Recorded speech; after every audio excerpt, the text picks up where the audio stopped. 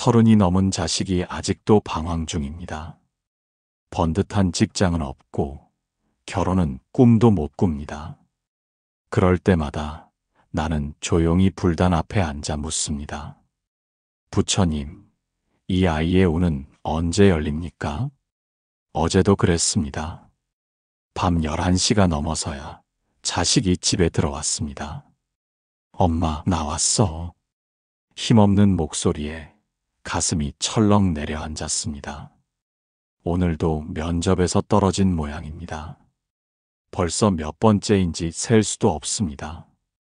부엌에서 늦은 밥상을 차리면서도 나는 자꾸만 한숨이 나옵니다. 이 자식이 태어났을 때는 그저 건강하기만 바랐는데 이제는 욕심이 늘어서 이것저것 바라는 게 많아졌습니다.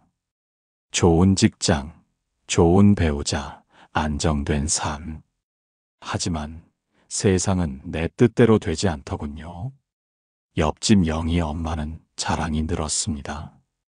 우리 애가 이번에 대기업에 들어갔어요. 결혼도 내년에 한대요. 그 말을 들을 때마다 나는 작아집니다. 우리 자식은 뭐가 부족해서 머리도 좋고 성격도 착한데 왜 이렇게 운이 따라주지 않는 걸까요? 새벽이 되면 나는 불단 앞에 앉습니다. 촛불을 켜고 향을 피우고 두 손을 모읍니다. 부처님, 우리 아이에게 길을 열어주세요. 이 아이도 나름대로 열심히 살고 있습니다. 제발 이 아이에게도 기회를 주세요. 그렇게 기도하다 보면 눈물이 흐릅니다. 내가 부족한 엄마라서 그런가. 내가 더 잘해줬다면 자책과 후회가 밀려옵니다. 하지만 여러분, 우리가 이렇게 자식을 위해 애태우는 마음, 이것이 바로 부모의 숙명 아니겠습니까? 천하의 부처님도 아들 라훌라를 두고 떠날 때 얼마나 가슴이 아프셨겠습니까? 오늘 이 시간, 저는 여러분과 함께 이야기하고 싶습니다. 30대가 된 우리 자식들, 그들의 삶에 대운이 들어오게 하는 기도, 과연 어떻게 해야 할까요? 여러분도 저처럼 매일 밤 잠 못 들고 계시진 않나요? 자식 걱정에 가슴이 답답하진 않으신가요? 그렇다면 오늘 이 이야기를 끝까지 들어주세요. 분명 여러분의 마음에도 작은 위로가 될 것입니다. 이 자식이 갓 태어났을 때 내 손으로 젖병을 들고 기도했습니다. 이 아이 건강하게만 자라게 해주십시오. 그때는 그것만으로도 충분했습니다. 10달을 품고 낳은 아이가 숨을 쉬고 있다는 것만으로도 감사했습니다. 100일이 되던 날 나는 또 기도했습니다. 이 아이가 아프지 않게 해주세요. 밤에 잘 자게 해주세요. 그 작은 손가락, 그 작은 발가락을 만지며 세상의 모든 복을 이 아이에게 주고 싶었습니다. 돌이 되고 걸음마를 시작할 때는 이렇게 빌었습니다. 넘어져도 다치지 않게 해주세요. 건강하고 씩씩하게 자라게 해주세요. 첫 걸음을 떼던 그 순간 나는 울었습니다. 기쁨의 눈물이었습니다. 유치원에 보내던 날을 기억합니다. 엄마, 나 혼자 갈 수 있어. 그 작은 등에 가방을 메고 뒤뚱뒤뚱 걸어가는 모습. 나는 또 기도했습니다. 좋은 친구들을 만나게 해주세요. 선생님께 사랑받게 해주세요. 초등학교, 중학교, 고등학교. 그 긴 세월 동안 나의 기도는 계속되었습니다. 공부 잘하게 해주세요. 좋은 대학에 가게 해주세요. 나쁜 친구 만나지 않게 해주세요. 그 아이가 20살이 되었을 땐 이렇게 빌었습니다. 제발 좋은 직장에 붙게 해주십시오. 대학 졸업식장에서 학사모를 쓴 아이를 보며 이제 다 컸구나. 이제 잘 살겠구나. 그렇게 안심했었습니다. 하지만 세상은 그리 호락호락하지 않았습니다. 취업은 하늘의 별 따기였고 면접에서 떨어질 때마다 아이의 어깨는 축 처졌습니다. 엄마, 나 뭐가 부족한가 봐. 그 말에 가슴이 찢어졌습니다. 25, 26, 27. 시간은 흘러도 상황은 나아지지 않았습니다. 친구들은 하나둘 취직을 하고 결혼을 하는데 우리 아이만 제자리 걸음입니다.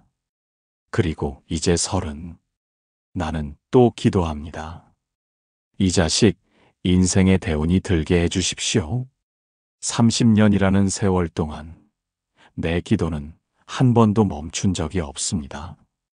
아이가 아플 때는 내 목숨과 바꾸겠다고 빌었고, 아이가 힘들어할 때는 내가 대신 아프게 해달라고 빌었습니다.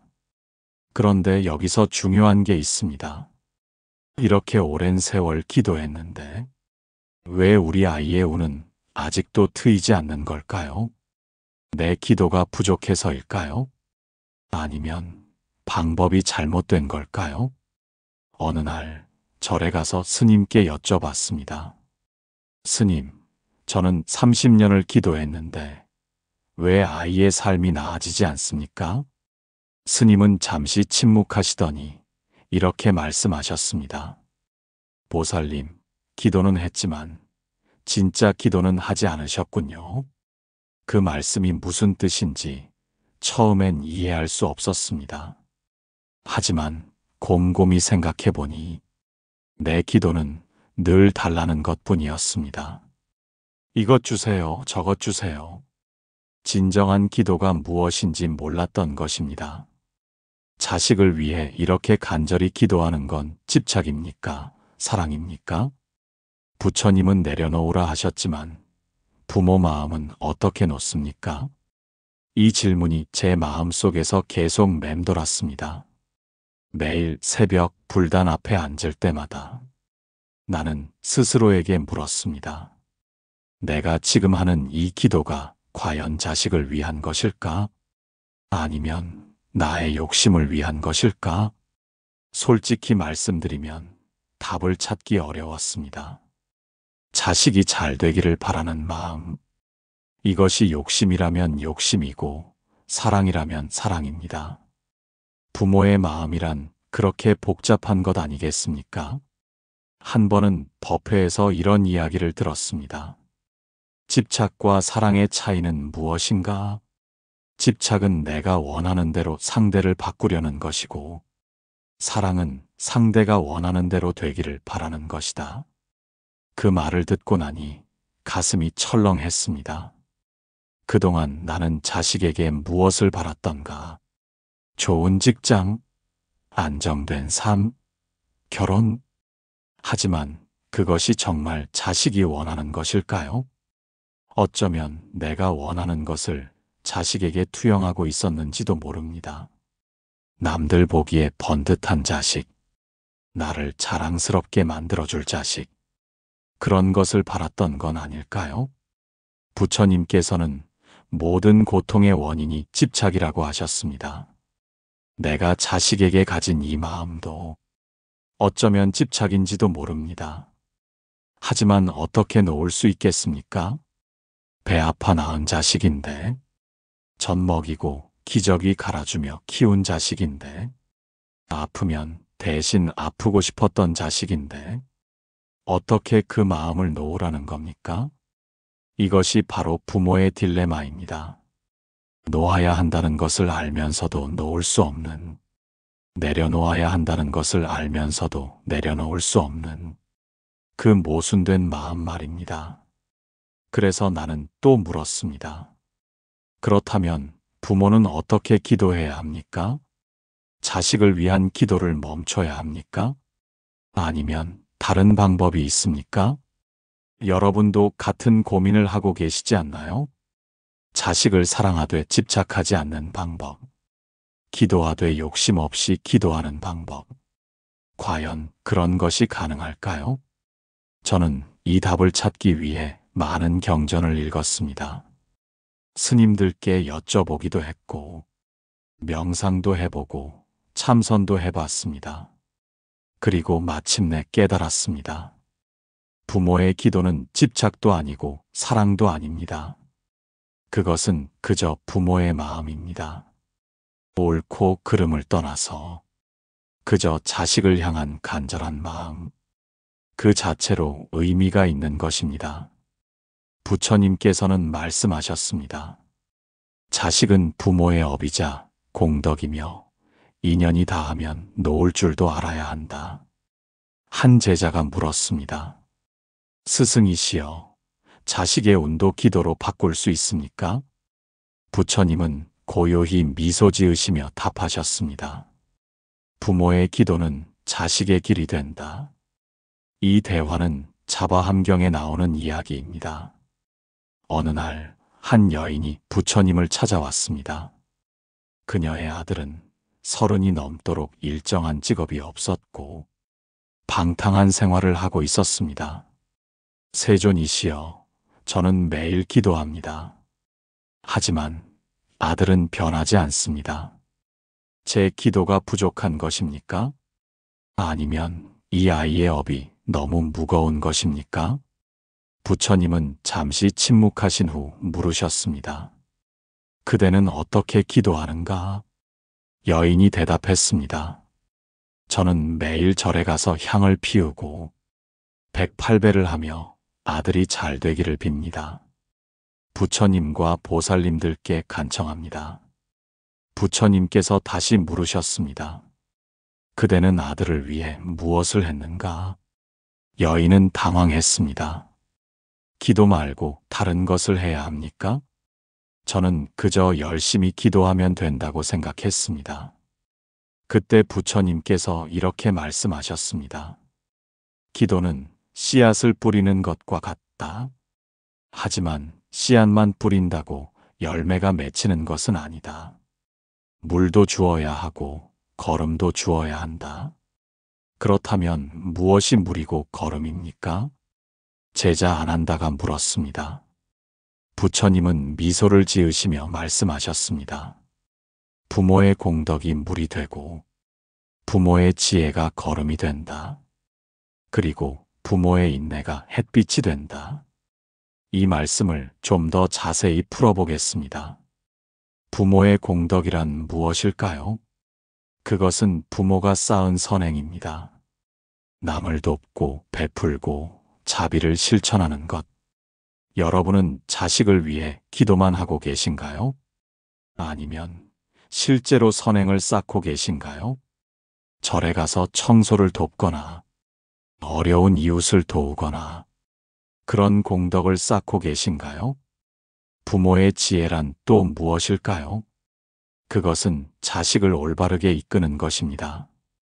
무작정 잘해라 열심히 해라가 아니라 구체적인 조언과 격려를 주는 것입니다. 그리고 부모의 인내. 이것이 가장 어려운 부분입니다. 자식이 방황해도 실패해도 믿고 기다려주는 것. 그것이 바로 인내입니다. 부처님은 또 이렇게 말씀하셨습니다. 모든 중생은 자신의 업에 따라 산다. 하지만 부모의 기도는 자식의 업을 가볍게 할 수 있다. 마치 무거운 돌에 날개를 달아주는 것과 같다. 이것은 무슨 뜻일까요? 자식의 운명은 자식의 업에 달려 있지만 부모의 기도가 그 업을 변화시킬 수 있다는 것입니다. 완전히 바꿀 수는 없어도 조금씩 가볍게 만들 수는 있다는 것입니다. 그 말씀이 내 가슴에 들어왔습니다. 기도는 결과를 바꾸는 게 아니라 그 길을 밝히는 것이다.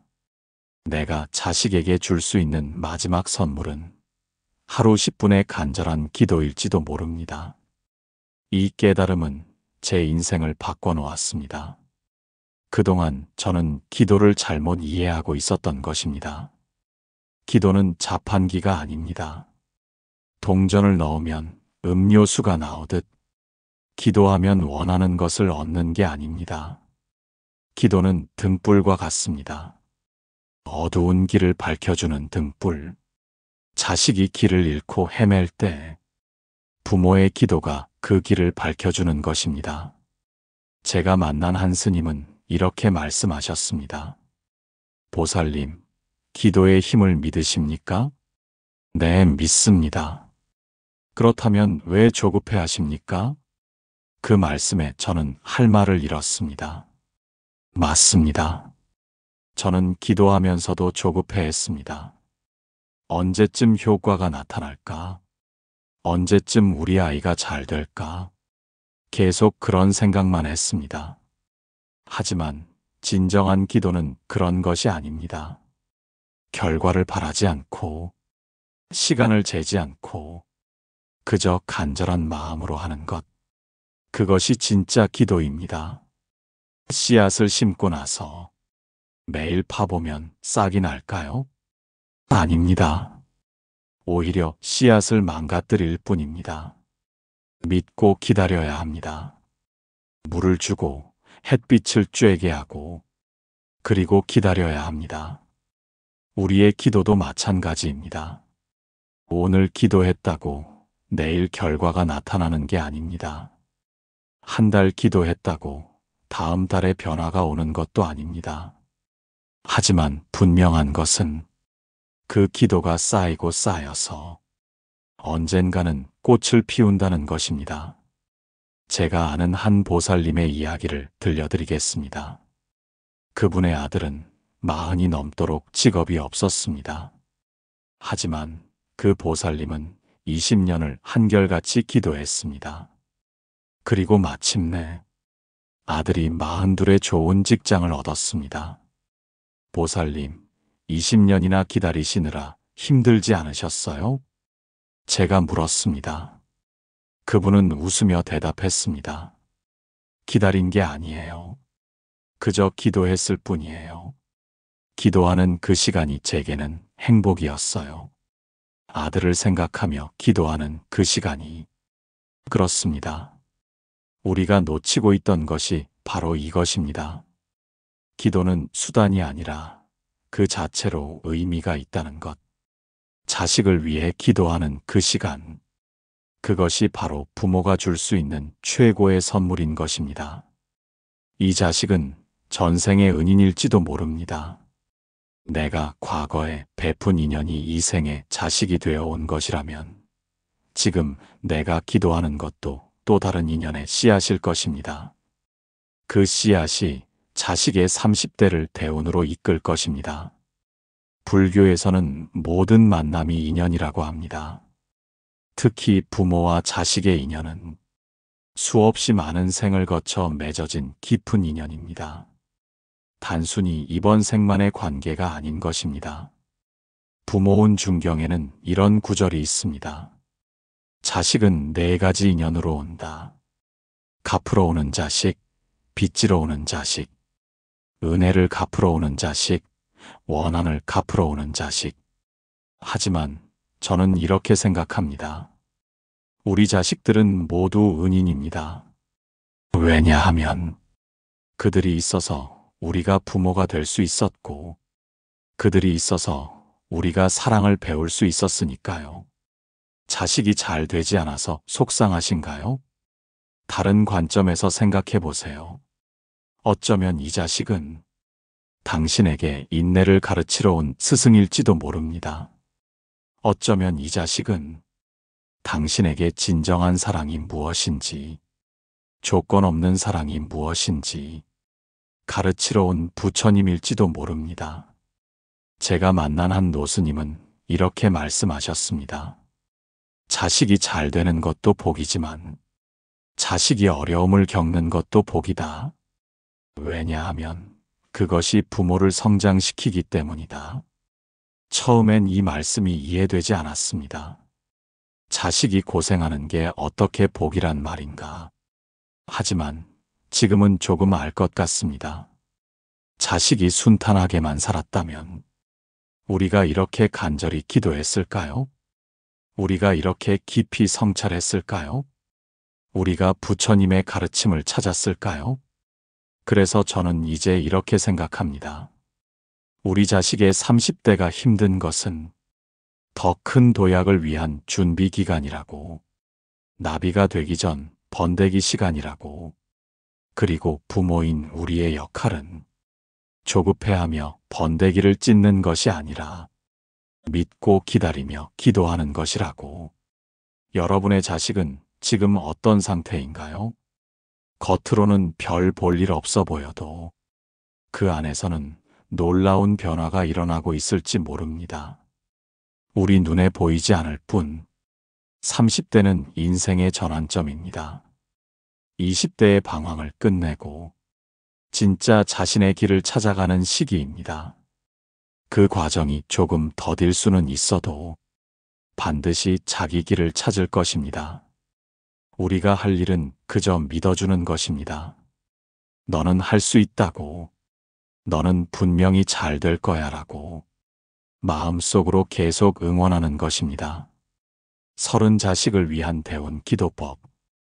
이제 구체적인 기도 방법을 알려드리겠습니다. 이것은 제가 여러 스님들께 배우고 직접 실천해서 효과를 본 방법입니다. 먼저 시간을 정하세요. 매일 같은 시간에 기도하는 것이 중요합니다. 새벽이 가장 좋지만 각자의 상황에 맞게 정하시면 됩니다. 저는 새벽 5시에 일어나 기도합니다. 집안이 고요할 때, 세상이 아직 잠들어 있을 때, 그때가 가장 집중하기 좋습니다. 불단 앞에 앉아 먼저 촛불을 켭니다. 촛불을 켜면서 이렇게 생각합니다. 이 불빛이 내 자식의 앞길을 밝혀주기를. 그 다음 향을 피웁니다. 향을 피우면서 이렇게 발언합니다. 이 향기가 시방세계에 퍼져서 내 자식에게 좋은 인연을 불러오기를. 그리고 합장을 하고 눈을 감습니다. 먼저 자식의 얼굴을 떠올립니다. 갓 태어났을 때의 모습부터 지금의 모습까지 천천히 떠올려 봅니다. 그리고 자식의 이름을 부르며 진언을 외웁니다. 옴마니 판매훔. 이 진언을 108번 외우는데 처음엔 21번 또는 7번만 해도 좋습니다. 진언을 외울 때는 이렇게 마음속으로 생각합니다. 아, 내 삶의 길이 열리기를. 아, 좋은 인연이 찾아오기를. 아, 네가 원하는 것이 이루어지기를. 단, 구체적인 것을 바라지 마세요. 이번 달에 취직하게 해주세요가 아니라 때가 되면 좋은 직장을 만나게 해주세요라고. 시간을 정하지 말고 기도하세요. 진언이 끝나면 이렇게 회양합니다. 오늘 제가 기도한 이 공덕을 내 자식에게 회양합니다. 이 공덕으로 애 업장이 소멸되고 대운이 찾아오기를 발언합니다. 그리고 마지막으로 감사기도를 합니다. 부처님, 제게 이런 자식을 주셔서 감사합니다. 이 아이로 인해 제가 기도할 수 있음에 감사합니다.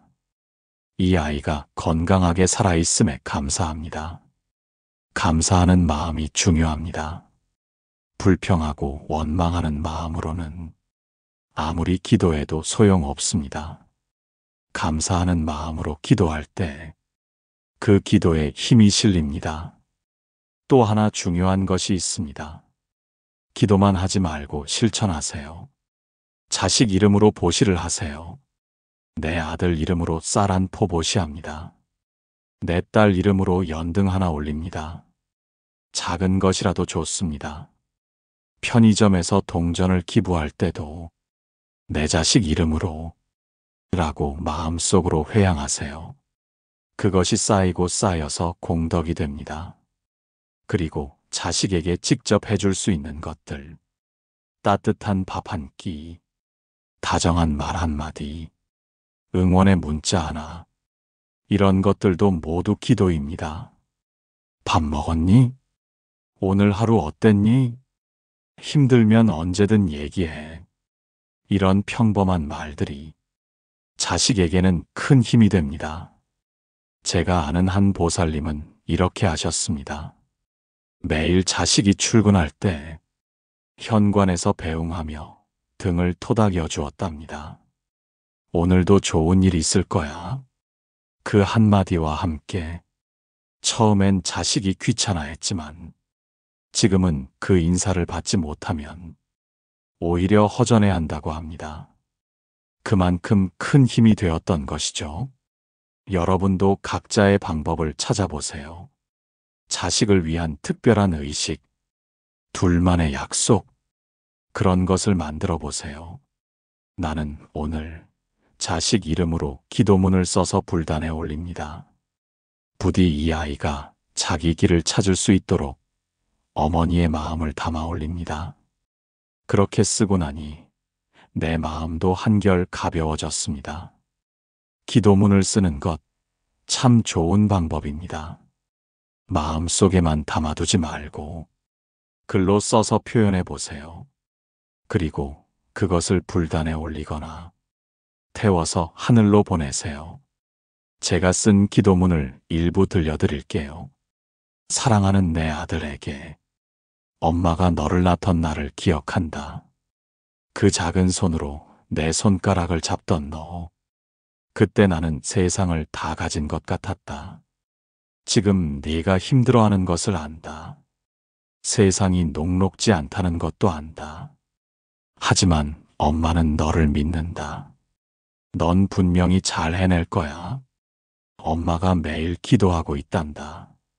내가 행복하기를, 내가 자신의 길을 찾기를, 내게 좋은 인연이 오기를. 서두르지 마라.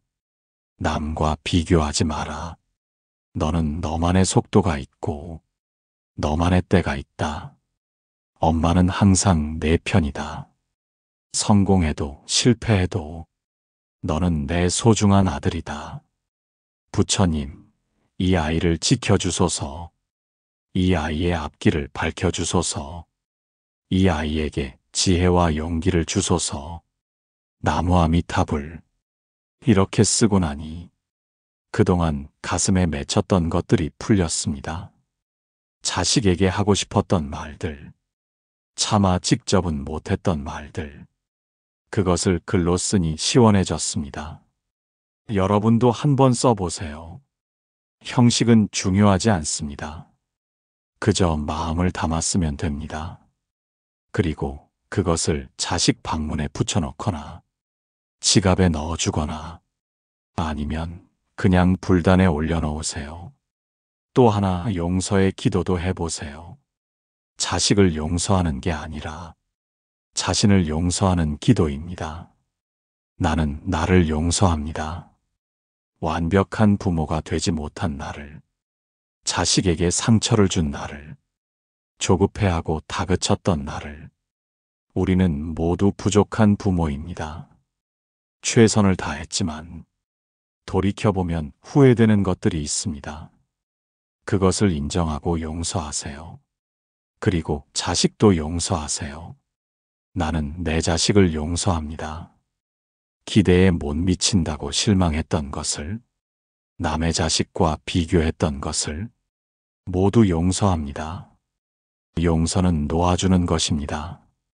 과거의 아픔과 상처를 놓아주고 새롭게 시작하는 것입니다. 그래야 기도에도 힘이 실립니다. 제가 만난 한 보살님은 자식과의 관계가 많이 써먹했답니다. 자식이 30대가 되어서도 서로 어색하고 불편했다고 합니다. 그런데 어느 날 결심하고 자식에게 편지를 썼답니다. 미안하다. 엄마가 많이 부족했다.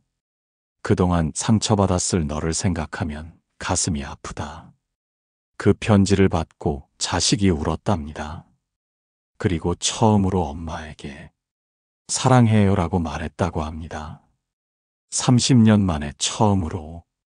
이 모든 삶은 무상입니다. 자식의 인생도 내 뜻대로 흐르지 않습니다. 하지만 부모의 기도는 업을 바꾸는 씨앗입니다.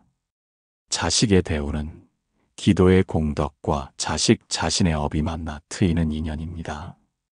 무상이라는 것은 모든 것이 변한다는 뜻입니다. 지금 자식이 힘들어도 그것이 영원하지 않다는 것입니다. 지금의 고통도 무상이고 지금의 실패도 무상입니다. 모든 것은 변합니다. 그것이 부처님의 가르침입니다. 업이라는 것은 과거의 행위가 현재의 결과를 만든다는 것입니다. 자식의 현재 모습은 과거의 업이 만든 결과입니다. 하지만 업은 고정된 것이 아닙니다. 새로운 선업을 쌓으면 과거의 악업을 덮을 수 있습니다. 그래서 우리가 기도하는 것입니다. 부모의 기도는 회향공덕입니다.